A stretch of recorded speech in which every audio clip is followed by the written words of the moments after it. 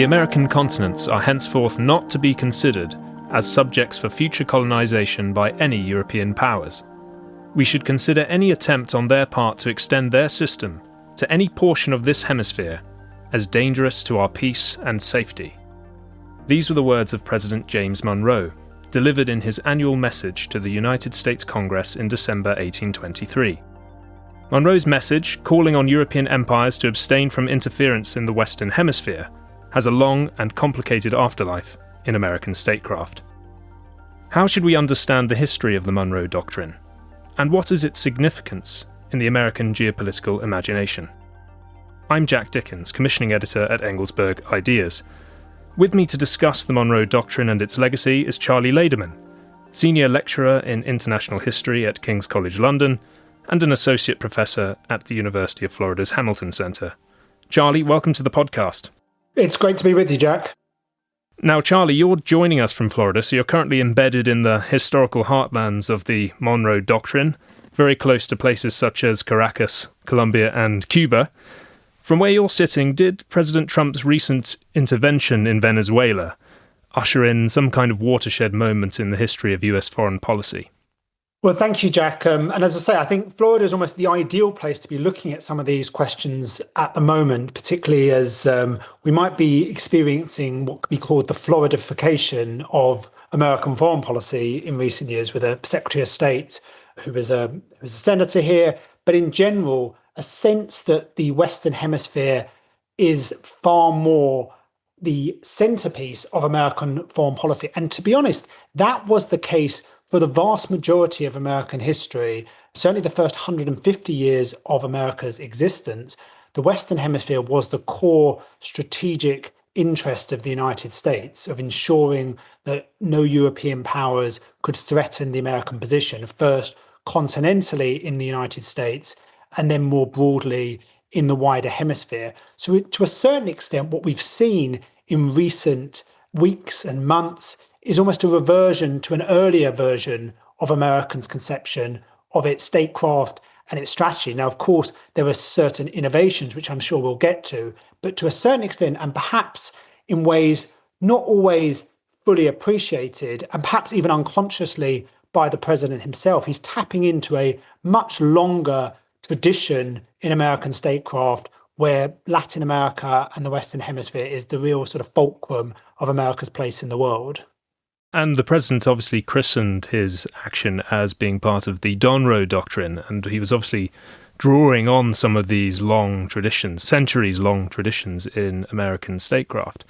So bringing it back to the Monroe Doctrine, as it was originally formulated in 1823, what are the key principles of President James Monroe's ideals and mission? And can you give us some of the sense of the wider geopolitical context in which the Monroe Doctrine was articulated? Absolutely. And the Monroe Doctrine, it's a very grand name, but it wasn't necessarily at the time seen as this sort of grand statement. It wasn't the Monroe Doctrine as we understand it, say the capitalized Monroe Doctrine. It was actually just a few non-sequential paragraphs in a wider annual statement. And this was a time where American presidents didn't deliver States of the Union. It wasn't sort of something where you've got sort of all these dignitaries in Congress. This was a written message, which was it was in the aftermath of Thomas Jefferson's time in office that we moved away from this idea. Jefferson saw it as sort of monarchical to come before Congress and deliver these sort of big sort of set piece speeches. So it was a written statement, 6,000 words that goes out.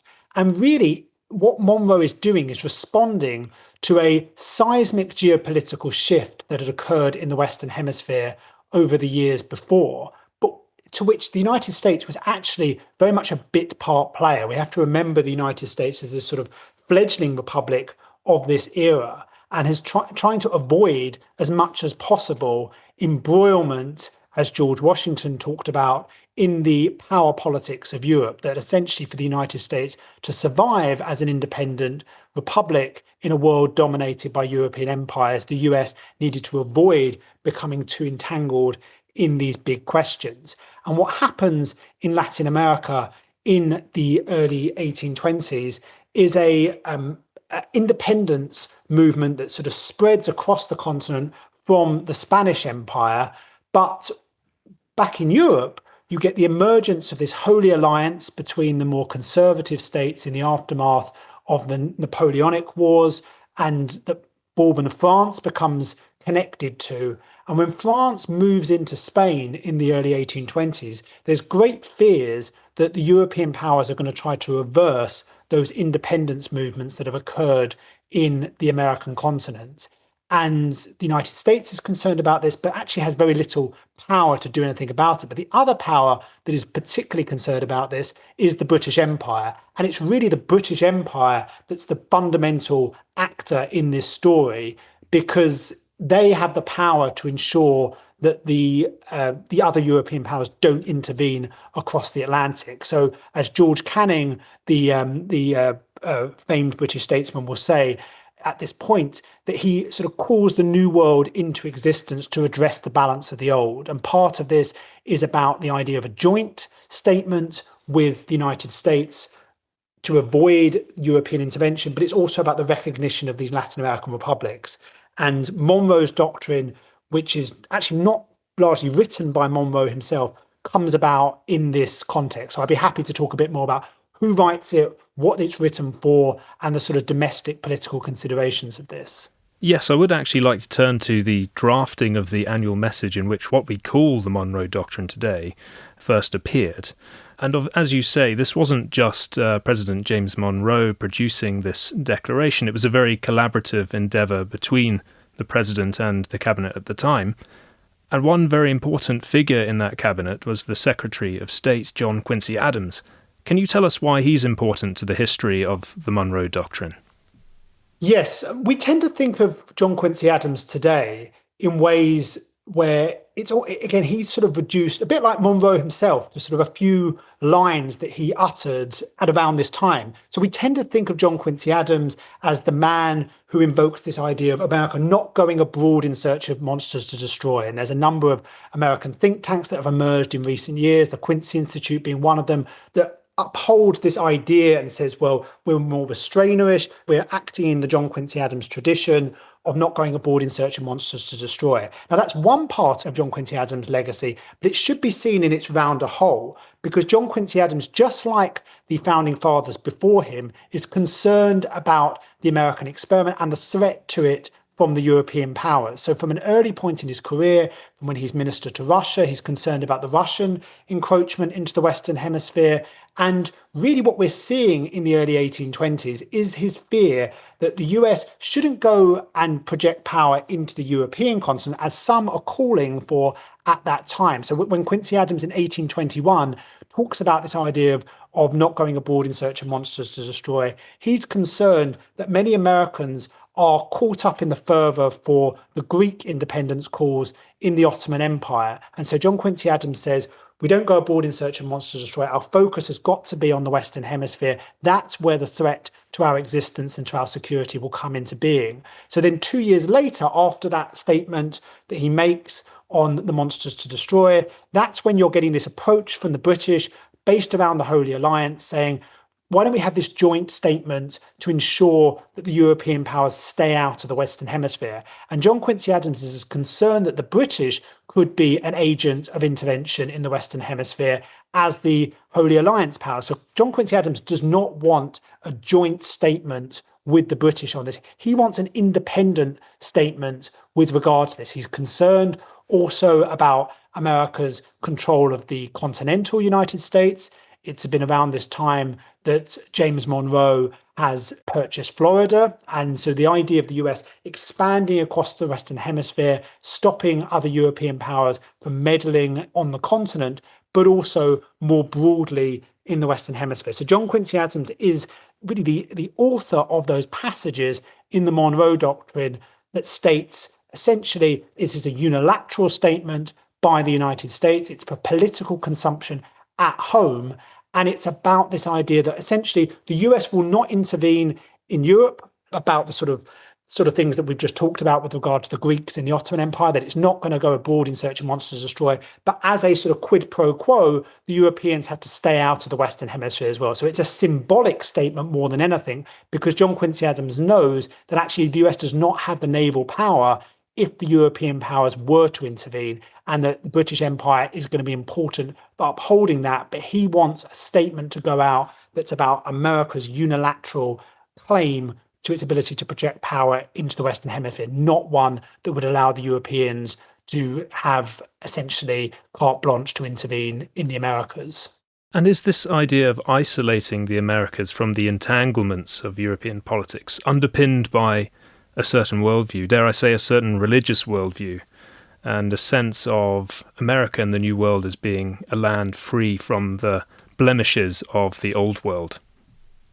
Absolutely. So it's tied in with what the historian Walter McDougall talks about as America's civic religion. There's very much that there as well. But what's really interesting about the Monroe Doctrine from a very early point is that the political symbolism, it's such a capacious doctrine that different aspects of the American political scene are able to pour their ideas into it. So John Quincy Adams is a believer in emancipation for slaves. He sees it as part of America's sort of liberal mission, small L liberal, of its liberal government, but also a sense that this is about protecting the American experiment, and it's also about ensuring that other powers don't intervene on behalf of sectional interests in the United States. Now, for someone like John C. Calhoun, who's Secretary of War at this time, this is about protecting America's, or the South's particular peculiar institution with regard to slavery. So there's all sorts of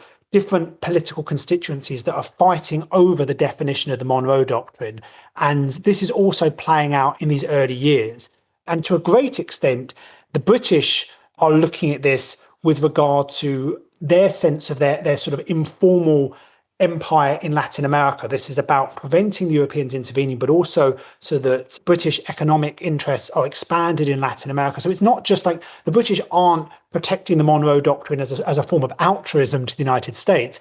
It's doing so on the basis of its own economic interest, its access to things like American cotton as well, but also with regard to the markets of Latin America as well. So there's all different actors have their own interests in the Monroe Doctrine, which, as I say, is a very elevated statement, but is quite light on detail, and certainly light from the American sense on the ability to actually uphold it. And are American statesmen thinking of the United States as an empire at this stage, or is that something that comes later? There's the sort of Thomas Jefferson idea of sort of empire of liberty, and there's certainly this idea of the US desire to expand across the continent, but not necessarily an idea of the US intervening sort of far and wide across the hemisphere. I mean, what has to be remembered, though, is that the United States has what the historian C. Van Woodward would call free security during this period. It has relatively, well, apart from obviously you've got the British in Canada, so that's a potential great power there. You've got the Spanish in Cuba, but it's a hostile world. But throughout the 19th century, if we come to look back on this, America's geopolitical position is far more advantageous than that of almost any other power in the world, particularly when these sort of Latin American republics have moved towards independence. So it doesn't face the same sort of threats that Europe faces at that point. Even if the US, as I say, is a fledgling republic, the ability to project power across the Atlantic is a much harder thing to do than, say, what we're seeing in continental Europe, where there's a whole sort of hodgepodge of great powers sort of competing with each other strategically. And really what the United States is trying to do is to protect the fact that it's blessed by geography.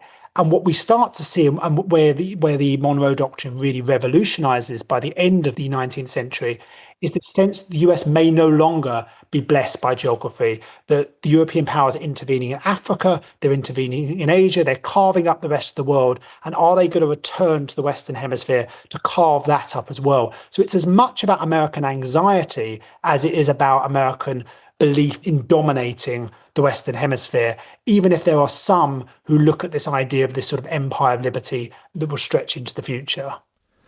And what impact does Monroe's annual message have on the European powers at the time? Does it really have that big an impact on the geopolitics of the Atlantic? You've said already that, to all intents and purposes, Great Britain is the power that matters in this period, and especially British naval power. How do the other European countries and European empires perceive what Monroe and his administration have drafted?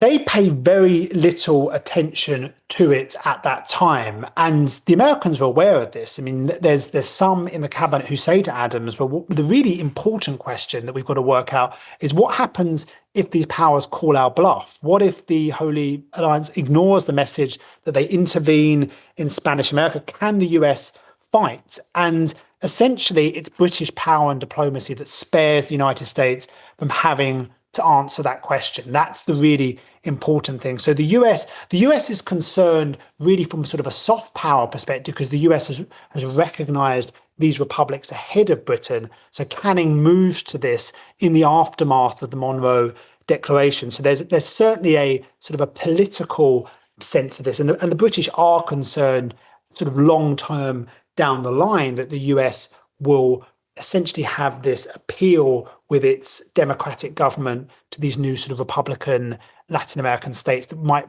gravitate towards the United States in the Western Hemisphere. But for the most part, at this point, it's not a big part of European geopolitics. It's that the British have this interest in Latin America moving from a more formalized empire in the sort of old form to a more important part in the British informal empire. And that's the really important aspect of this. It's British power. This is fundamentally about Britain as the most important actor in Atlantic geopolitics at this stage, rather than the United States. So the 1820s pass by, and the Monroe Doctrine sort of recedes into the background for a few decades.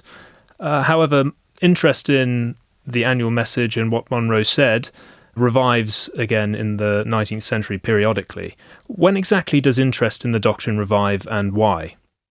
Yeah, it comes back to a sense of strategic uncertainty and a sense about security. So particularly during the American Civil War, when the French move into Mexico, putting Emperor Maximilian on the throne, that's when the Americans again are particularly concerned. I mean, there's some talk in 1864 that potentially the US should sort of park the Civil War and actually have to deal with what's going on in Mexico, and potentially then sort of revert to sort of fighting the Civil War again afterwards. But the sense is, well, this is about the Europeans taking advantage of what's going on the American continent and the French intervention there.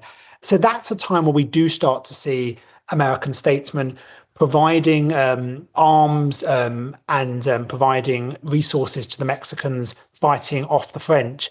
But really in the aftermath of the Civil War, we sort of revert to this idea where the US doesn't want a standing army. It doesn't sort of keep building up its navy. It's really during the Gilded Age that we see the US in its most isolationist phase to a great extent. And so then we get to this point in sort of the 1880s and 1890s where, as I mentioned, the world is being carved up again by these European empires, and the US is extremely concerned. I mean, it has a navy that's smaller in size than that of the Ottoman Empire and Austria-Hungary. There's a potential naval dispute with Chile at the beginning of the 1890s. It's not clear that the US has a more powerful navy than Chile. So it's not even clear that the US is the dominant power in its own hemisphere. And that's when we start to see a belief that the US needs to sort of build back up again. It needs to build up its navy in particular, and it needs to ensure that European powers can no longer just act willy-nilly in this. And particularly, there's a sense for some statesmen by the sort of turn of the 20th century that the British Empire is on the downgrade, and that the US can no longer rely, even as we've had all of these. I mean, for many American statesmen, we have the sort of the twisting of the lion's tail, this constant sort of poking the finger at the British and using it in domestic politics, even though the smartest American statesmen during this period recognized that actually British naval power is pretty important to America's own interest. So if the British start to decline, then what's going to happen to the European hemisphere? The Western hemisphere? Are the Europeans again going to be setting up their colonies there? And what does that mean for American security? And significantly, in light of recent events, the doctrine was reasserted in the 1890s and 1900s in the context of border disputes and then a debt crisis in Venezuela. Can you tell us a bit more about what's going on there at the turn of the 20th century?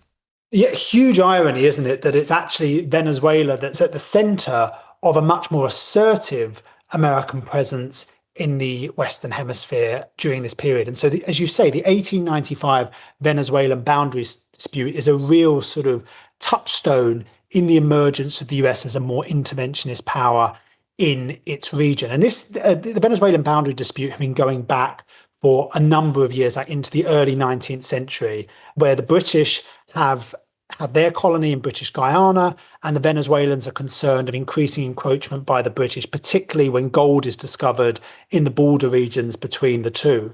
And so the Venezuelans start sort of appealing to the United States to sort of start getting serious about the Monroe Doctrine from about the 1860s onwards. But as I say, in that period during the Gilded Age, there's a sense that the Americans are like, well, yeah, perhaps we can rely on arbitration, perhaps we can rely on sort of these sort of softer pacts. But there's no real sense of like that military power is going to be necessary to do this. And the Venezuelans are sending all manner of agents to the United States to try and encourage the United States to sort of recognize the significance of this. And what happens under President Grover Cleveland and his Secretary of State, in particular, Richard Olney, is that in 1894, 1895, as I say, when you're getting this carving up of the world elsewhere, Olney basically sends a message to the British and says, we are the dominant power in the Western Hemisphere. Our word is fiat in this territory. You need to sort of stick out of this.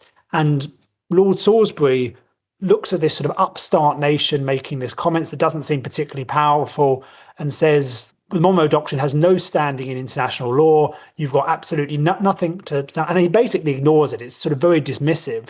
And then Olney and Cleveland talk about in another annual message that the US may have to resort to force if the British don't sort of come to terms on this. And the US, as I say, had started to build up its navy in the 1890s. Obviously no match for the British Empire, but the British Empire is faced with a whole range of different problems at the turn of the 20th century, whether it's the Boer War in South Africa, rising Germany, rising Japan in East Asia. And there's a huge amount of concern. And this is really one of the last times that the US and Britain come very close to coming to blows in a conflict. Huge amounts of jingoism on both sides in this boundary dispute. And ultimately, the British back down. And partly this is about Britain's sort of strategic position, but also there's some in Britain who say, well, actually, if we're going to have to start making trade-offs, this is probably as good a place as any to start making a trade-off, because if the US will start policing its own Monroe Doctrine, then that will be in our interests. We can focus on other parts of the world. And so there's increasing encouragement from British diplomats and statesmen to the United States about doing this. And the Venezuelan boundary dispute, ultimately, Venezuela are very disappointed with what comes out of this. The British do agree to arbitration, but it's an arbitration that actually finds in Britain's interest. But the most important consequence of this is that the US has shown itself to be more assertive. In domestic politics, there's an increasing recognition. If we're going to sort of assert all of these principles, then we're going to have to actually get real about the power to do it. And for someone like Theodore Roosevelt, who's absolutely fundamental in the transformation of the Monroe Doctrine, this is a real signal moment that says, okay, we can no longer speak very loudly and carry a small stick to sort of turn his famous aphorism upside down. He's concerned that essentially the US is sort of bragging, but doesn't necessarily have the power to assert it. So that's when we start to see a shift in American politics in the late 1890s, that we need to get serious about defence and the defence of the hemisphere. And Theodore Roosevelt, in his 1904 annual message to Congress, includes what he calls a corollary to the Monroe Doctrine. Can you tell us about this corollary and why it's significant? Absolutely. And again, Venezuela comes into this again. So we have the Venezuelan debt crisis of 1902, 1903, where the British and the Germans blockade Venezuela with an idea that essentially the Venezuelans owe debt. It seems a disorderly state, and there's fears that they will intervene. And Roosevelt, who had originally been quite concerned about the British, he actually, during the Venezuelan boundary dispute, in his sort of typical sort of blood and thunder way, talks about leading a cavalry charge into Canada. He wants to get all the European powers off of the American continent. But increasingly, he's come to recognize, as I mentioned, as the more savvy American statesmen of this era recognize, the British naval power is actually quite important for America's own security. he's much less willing to allow other European powers to maintain or to expand their presence in the region. So he ends up taking his own part in the drive to kick the Europeans off the continent in the Spanish-American War, his sort of crowded hour. And so Roosevelt plays a major role in that. And he sees the Monroe Doctrine being used during those debates over America's intervention in Cuba in an isolationist way. So there are many of the non-interventionists who say, we can't get involved in these sort of attacks on the Spanish Empire. We particularly can't take the Spanish colony of the Philippines in Asia because we are violating the Monroe Doctrine. And if we violate the Monroe Doctrine, the Europeans are going to get involved in our hemisphere. We need to sort of keep to our own hemisphere. And Roosevelt sort of turns this on its head with his corollary to the Monroe Doctrine and says, essentially, if we want to keep the Europeans out, there's a long history of us expanding. We are an expanding power. So we are a power that's going to expand regardless. And if we want to keep the Europeans out, it's not about these sort of self-denying ordinances. We need to get real about policing the hemisphere. We need to essentially, if the Venezuelans haven't paid their debt, or any other power hasn't, or any other sort of Latin American nation hasn't paid their debt, then we may need to intervene to ensure that they do pay their debt, because otherwise the European powers are going to intervene. So it's almost an anti-colonial colonialism. It's like, keep the Europeans out. We have to start getting interventionists to bring that about. And what is the outcome of Roosevelt's assertion of this international police power in the Western Hemisphere? Where and how did he seek to assert the United States power? Again, one of the ironies of this is that Roosevelt's famous for his sort of speak softly and carry a big stick. But actually, with regard to his corollary to the Monroe Doctrine, we remember what he actually says with regard to it, but we don't actually remember that much about what he does. And there's a good reason for this, because actually the US is not massively interventionist during his own presidency after the corollary to the Monroe Doctrine. So the most important intervention actually occurs prior to the corollary being announced in 1904, and that's the acquisition of the territory around the Panama Canal, which for Roosevelt is absolutely fundamental to American strategic interest, the ability for the American Navy to move between the Atlantic and the Pacific. And that's really the most important reason why the US has also to intervene. It's to keep the Europeans out, but it's also to protect its own territory that it has started to acquire there. But actually, Roosevelt is not the most interventionist of presidents, and he comes under pressure at different times to intervene. There's one case in 1906 in Santo Domingo, where again, the same sort of thing has happened, where there's debt that's owed to the Europeans and there's pressure on the Americans to intervene. And Roosevelt is very clear that this is not about formal imperialism. He has a wonderful phrase. He says, I have as much desire to annex that island as a boa constrictor would to swallow a porcupine. Roosevelt does not want more territory. The idea is the US doesn't need these territories. He doesn't want to formally control them, but he does want to informally control their foreign policy and their geopolitics, because otherwise you're going to get the Europeans intervening. So for Roosevelt, the statement and the building up of the Navy is important, but he also recognizes that the American public are not as interested as he is in these questions. So he's concerned after his announcement of the corollary that the American public aren't building up the Navy enough, that essentially the US is going to have to be very cautious about how it exercises this power, that the US has sort of signaled its intention to stop other powers intervening, but he's still concerned by the end of his presidency that not enough has been done to ensure that this doctrine, this corollary that he's invoked, is actually a living reality. So when President Donald Trump today invokes the Monroe Doctrine, or the Donroe Doctrine as he called it, is he drawing on this kind of Rooseveltian tradition of interpreting the doctrine in a certain interventionist way?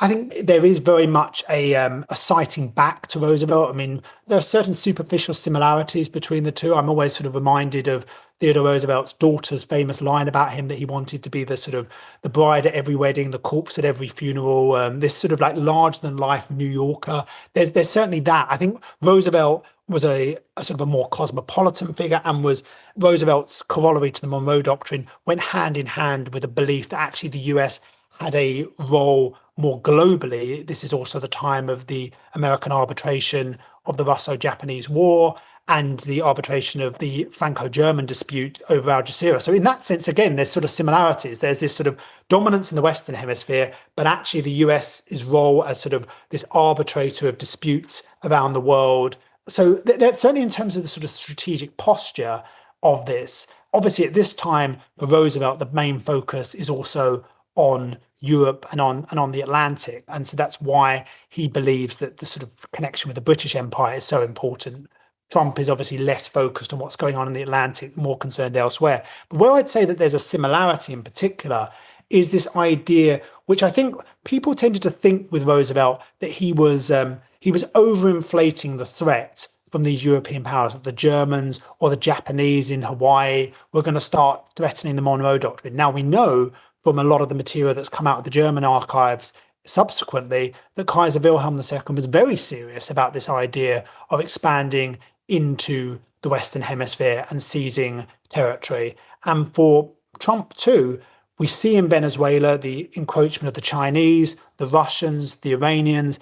And I think the reason why there's similarities here and elsewhere across American history is that the US tends to forget about Latin America for long periods of time. But it's when sort of geopolitical competition gets fierce, when there's great power competition, there's a recognition that actually the Western Hemisphere is important to America's own security and also a huge strategic advantage. There's a reason that throughout history, other nations have wanted their own Monroe Doctrine. The Japanese, as they rise, talk about having a Monroe Doctrine in East Asia, a sort of a co-prosperity sphere. And there's a sense that, to go back to what I said at the beginning, that the US is blessed by geography. It has a much more preferable geopolitical position than that of almost any other power.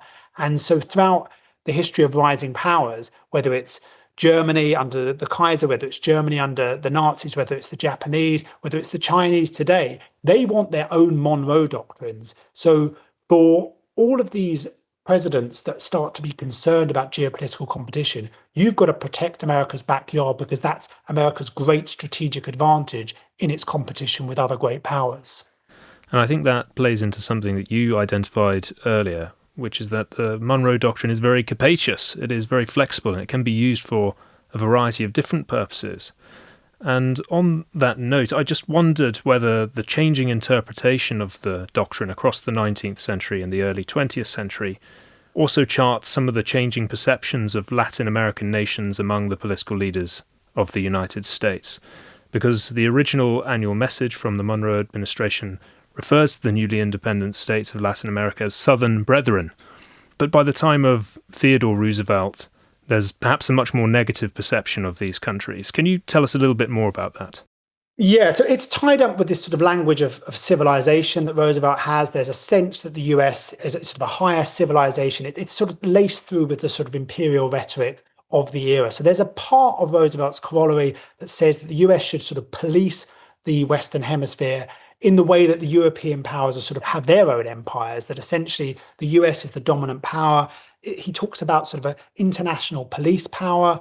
And really, that's his sense that these are sort of disorderly states, that they need to almost be taught to a great extent the sort of English-speaking ways of doing democracy. So there's certainly a condescension towards them. But as I say, there's also a sense with Roosevelt that the US doesn't need these territories for its own economic interests. It needs them sort of geostrategically to keep other nations out. So he's less actually forceful than his words would suggest. But those that come after him are very interventionist. William Howard Taft, and particularly Woodrow Wilson, who intervenes in the Western Hemisphere more than almost any other president. There's a huge amount of intervention there, which then continues into the 1920s as well, with both Harding and Coolidge. And we start to see a shift in the late 1920s, the sort of emergence of sort of a good neighbor policy that Herbert Hoover and then Franklin Roosevelt engage in. And again, it's partly to do with this concern of what's going on in the rest of the world, the idea of keeping the Western Hemisphere as a more secure base. But the way of ensuring that that happens initially is that actually this is a less sort of American interventionist period of the 1930s. And it's really during the Second World War that we start to see Franklin Roosevelt talk about expanding the sort of Monroe Doctrine more broadly. It's during 1941 that Franklin Roosevelt talks about Greenland and the importance of it to American security. So again, it's event-driven in terms of what's going on. But to go back to your point about the sort of capacious nature of it, we see the same sort of things today with regard to the symbolism of the Monroe Doctrine. There are some who sort of see the Monroe Doctrine in the way that Theodore Roosevelt does, as sort of ensuring the sort of American domination of the Western Hemisphere, or at least the prevention of other powers coming in, as a basis for the US to act more assertively in the rest of the world. And there's others, and we see this with, say, the likes of the more non-interventionist figures in the United States, perhaps J.D. Vance or others, which is the idea that the Western Hemisphere is America's core strategic interest.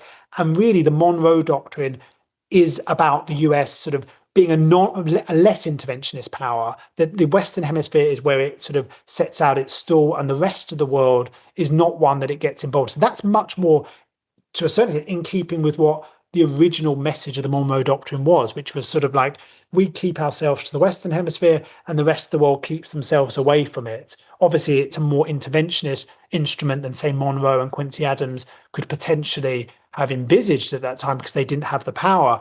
But really, there's multiple different Monroe doctrines, and there's multiple different corollaries to that doctrine. And Trump's is only the latest iteration of this. And you mentioned both Presidents Woodrow Wilson and Franklin Delano Roosevelt there. I just wanted to ask you, what happens to the idea of the Monroe Doctrine as the United States becomes a global superpower in the wake of the Second World War and during the early Cold War? Yes, well, during the First War and the Second World War, there's a sense to which the emergence of a more sort of pact-based nature to the Monroe Doctrine, is sort of a more multilateral nature, which Wilson sort of starts to move to after his more sort of interventionist era, particularly around Mexico, Haiti, Dominican Republic, but starts to talk about sort of a Pan-American pact. And we see similar things with Roosevelt. And the idea is that the Monroe Doctrine almost becomes a model for what the US will do elsewhere in the world. But it's not necessarily always one that Latin American nations are particularly keen on. So when the Monroe Doctrine is sort of folded into the League of Nations, there's a concern in Latin America that this is not the Monroe Doctrine of the sort of the Latin American mutual pact with the United States. It's more a Monroe Doctrine of an interventionist doctrine, which is sort of born out in the 1920s. And that's the same sort of thing that during the Second World War, that Roosevelt and many of the actors who were involved in in Franklin Roosevelt's cabinet, who had worked on Latin America, then become involved in the sort of the United Nations movement. And there's a sense of a sort of multilateral expansion out of a Latin American model for the good neighbor policy towards the United Nations.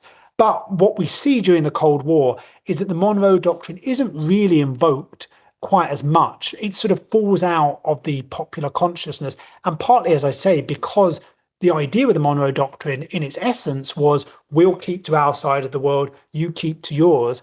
And in a time where the US is a global power, it seems less relevant. There's some members of John F. Kennedy's cabinet who talk about invoking the Monroe Doctrine with regard to Cuba, and Kennedy sort of says to them, like, the Monroe Doctrine, what's that? Like, and he doesn't mean, Kennedy is a historically aware president, but he's almost sort of speaking for the average American, that the idea is the Monroe Doctrine has sort of lost its sort of salience that it had in the 19th and the early 20th century. There's a bit of a revival of it during the Reagan administration, where we sort of see the interventions in Grenada, and then later with the Panamanian intervention and the sort of George H.W. Bush period. But the idea really at that point is that the Monroe Doctrine is sort of a supplement to this sort of more global posture. And it's only really in recent years that some of those who want to move to sort of a more hemispheric defense posture initially sort of re-upped the Monroe Doctrine as a sense of saying, well, actually, this is where our core interests lie. We've been sort of going all over the world in terms of nation building, but actually our main security is about what's going on in Latin America: migration, drugs, interventions from great powers. This is sort of very 19th century conception of America's place in the world. Now, it's not clear that that's President Trump's conception of it. His one may be one that combines that idea of a more 19th century element, but grafted on to a belief that the US is going to act in a global way. And so the interventions that we've seen, air power interventions, whether that's Nigeria, whether that's other parts of the world, in that sense, that's still a belief that the US will police the rest of the world as well, but it will do so alongside a dominance of the Western Hemisphere. But it's certainly the case that we're back to a world where that is the fundamentals of America's defensive posture. And as I say, that is something which the United States, it is blessed by geography in a way that other powers aren't, that it has these sort of two massive moats on either side, with the Pacific and the Atlantic, relatively weak neighbours to the north and to the south. This is a posture that the Chinese could only dream about when you look at the Chinese position in East Asia. So to a certain extent, this is just natural, quite savvy strategy to sort of focus back on the Western Hemisphere. So it would be easy perhaps to dismiss Donald Trump's remarks as just something quite eccentric. However, it seems to me that you're saying there is a kind of consistency here.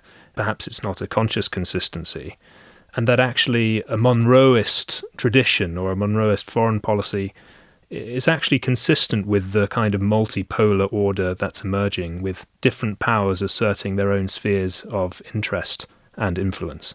I think that's right. I think the irony is the Monroe Doctrine emerges in a response to the Holy Alliance of what occurs in Europe. There have been some who've talked about sort of a new Holy Alliance that the United States might be part of, with China, Russia, India, these nations having their own spheres of influence, sort of a return to that aspect of 19th century geopolitics. And that would be certainly a big idea. It would be very different, and that would be very different to what we've seen before in terms of the US's conception of itself alongside other players in that way. Although to a certain extent, this is also in line with something that Franklin Roosevelt, the ideas that he had during the Second World War about sort of four policemen policing their spheres of influence in the world. So yes, I think there is a lot of this which feels quite familiar to historians of the 19th century and the early 20th century. Obviously, though, in an era of vast technological change and competition over natural resources and minerals, which is part of the reason why Latin America,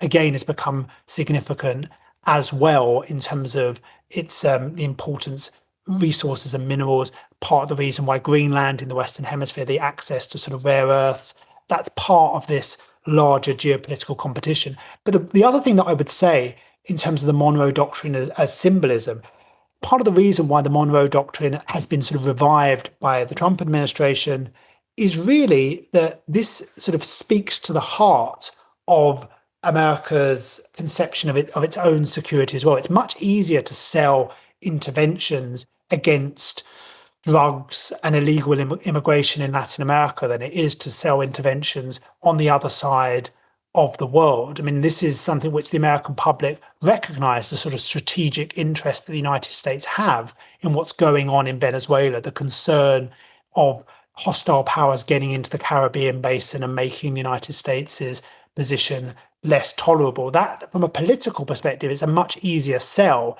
than, say, intervention in the Middle East.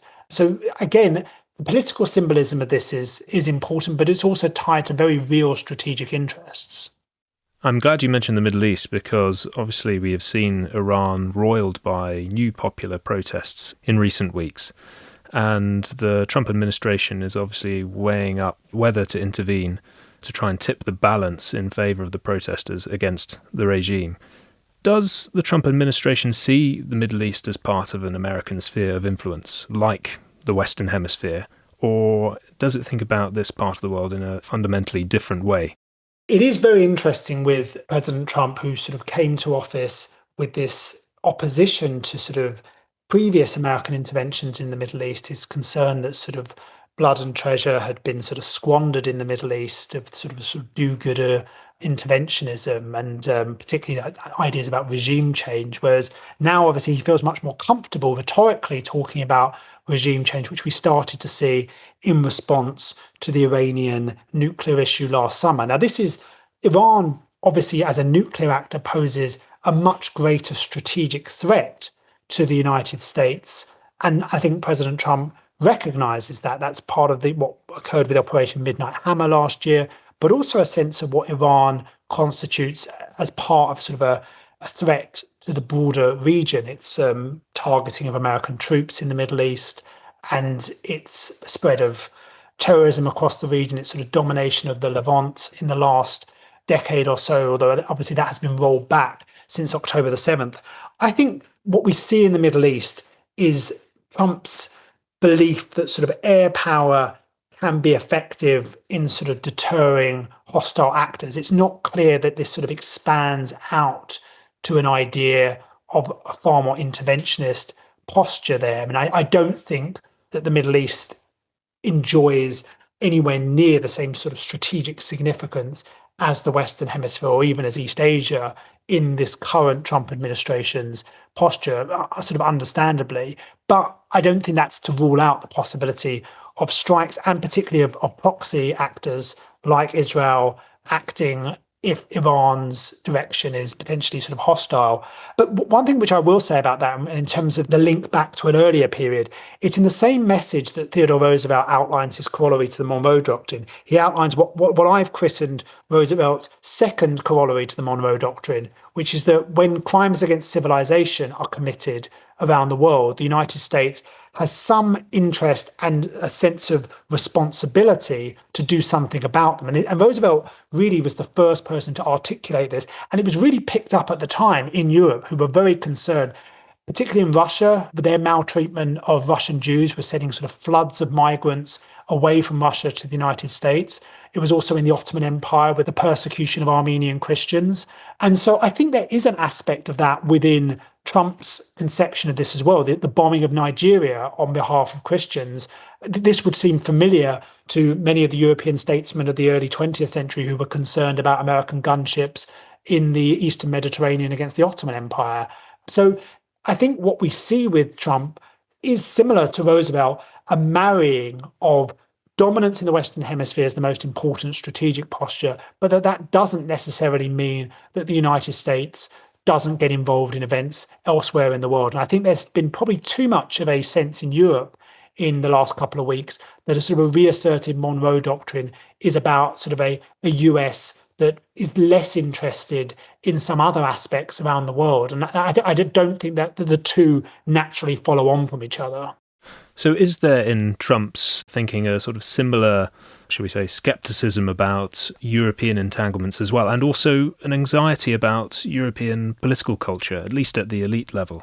Yeah, I mean, I think what we see, certainly for some in the Trump administration, is that these things potentially do go hand in hand. So the idea of sort of an expanded Monroe Doctrine that might encompass Greenland is sort of seen not necessarily as a problem that the Europeans are against this, but potential upside to this because it actually undermines aspects of sort of transatlantic bonds and the US's sort of presence there. So and I'm not saying that's the view of the president himself, but there are certainly some in his camp that aren't particularly concerned that the Europeans are alarmed about what's going on with Greenland.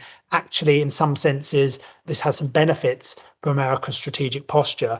I think what we see, though, with regard to the Monroe Doctrine as it was articulated under Theodore Roosevelt, is that the weather was being made from Europe. Europe was the dominant actor in international affairs.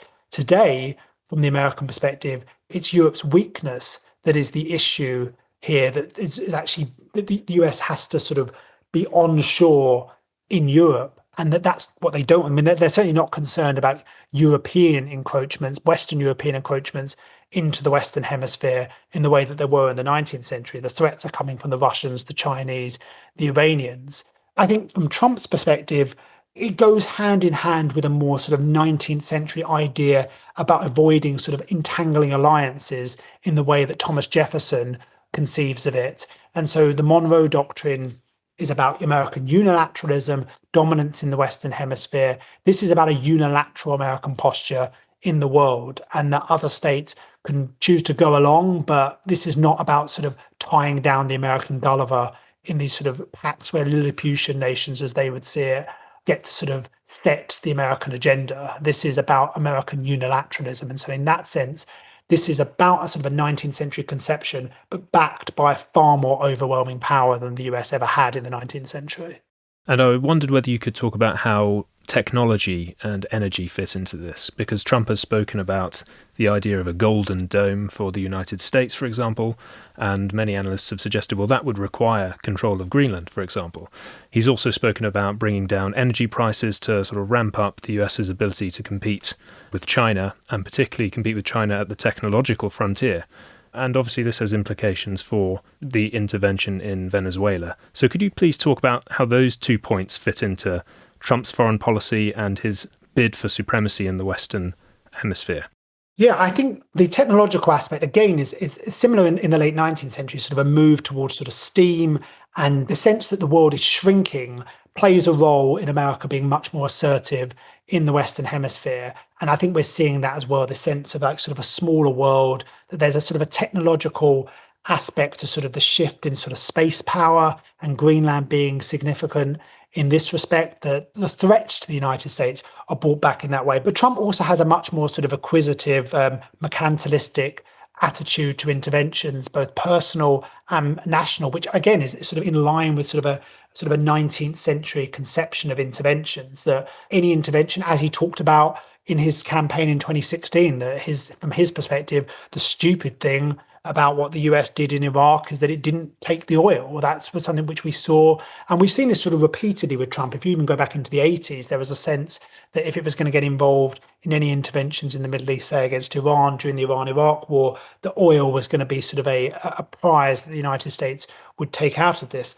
Now, of course, the United States, the world has shifted technologically in terms of America's need for this oil. Marco Rubio has sort of made this point again and again. Like, the United States doesn't necessarily need access to this oil. It's more concerned about depriving other nations from gaining access to this. But from Trump's perspective, interventions should have very sort of clear acquisitive benefits to the United States and potentially to him personally. And so these interventions in Latin America have that benefit to them in terms of accessing oil. And in that sense, probably are more similar to the sort of interventions that we start to see in the 1920s, where resources are a big part, the sort of like dollar diplomacy that William Howard Taft talks about, that economic benefits to the United States should accrue from these interventions. So again, this is not completely new in terms of the history of the United States and the hemisphere. I mean, Greenland in particular, we're going to sort of like talk about the security aspects. Trump is not the first American president to talk about acquiring Greenland. Harry Truman and Dwight Eisenhower both wanted to purchase Greenland for security reasons. From Trump's perspective, it seems to be a combination of these security factors, partly sort of a real estate mentality that sees sort of a territory that's sort of capacious, and has sort of access to these resources. That's from sort of Trump's perspective, the two things sort of marry. So security, technological, and resource extraction all go hand in hand from his perspective. And what are the implications for America's allies? Are they going to simply have to get with the program, or do you think we'll see them try to create their own kind of balance between this new sort of 19th century style, as you put it, American hegemon, and other very powerful actors on the international stage, whether that is China or an emerging India? To a certain extent, I think some of the lessons that Theodore Roosevelt was trying to sort of preach to the United States in the late 1890s actually have real salience to Europe today, that in a world of great power competition, in an era of acquisitive, predatory powers, the main thing that you have to look out for is your own security and your own defense, that you can't rely on any other nation to defend you. Roosevelt started to realize that with regard to the British Empire, that America's interests were not going to be sort of protected forever by the British, and that the US had to get real about its own defense. It needed naval power, but it also needed the ability to protect its own borders. And I think from a European perspective, that is a fundamental lesson that is sort of long past learned. But Roosevelt also talked about this idea to sort of speak softly and carry a big stick, don't draw unless you mean to shoot, was another one of his aphorisms. And I think the avoidance of sort of highfalutin rhetoric that can't be backed by military force is a really important lesson in a particularly dangerous era. So Europe, I think at the moment, is in a very precarious position. It doesn't necessarily have the power, even if it wanted to sort of keep the US out of, say, something like Greenland. So that puts it in a very difficult strategic position. I don't think the US is going to militarily intervene in Greenland. There's certainly a desire to acquire this, but I think it's sort of economic pressure that's going to be the most important factor here. But I do think that the Europeans have to learn some of those sort of late 19th century lessons again, that essentially the basis of the order that the Europeans, and which we in Britain have benefited from a number of years, relied on overwhelming power to safeguard this as well. And in an era when that power may not be directed towards the values and interests that the Europeans hold, then essentially, if we're going to continue to believe in those values, want to espouse them, which I think these are important and good values, but they need to be backed up by force, particularly in a more dangerous world.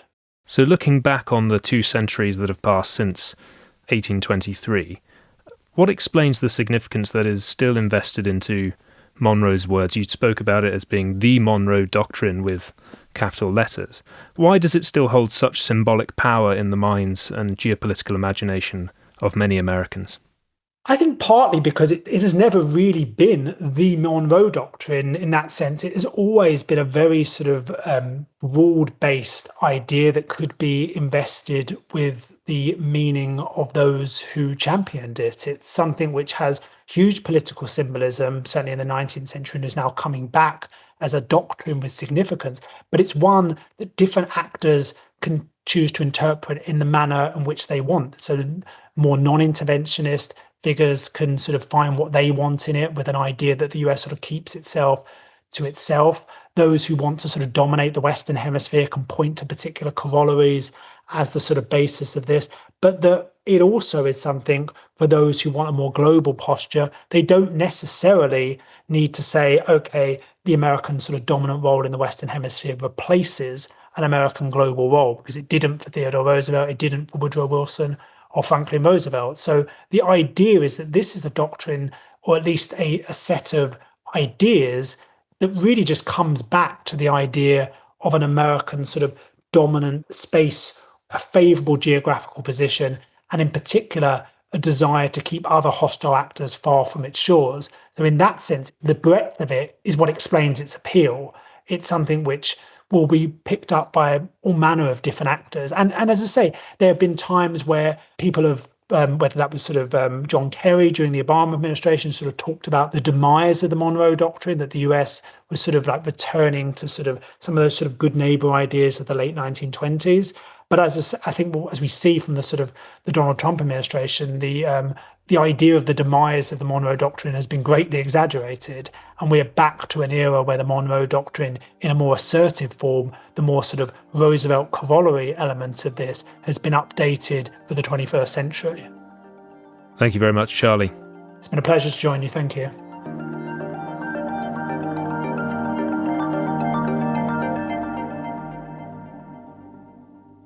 Thank you for listening to the EI podcast.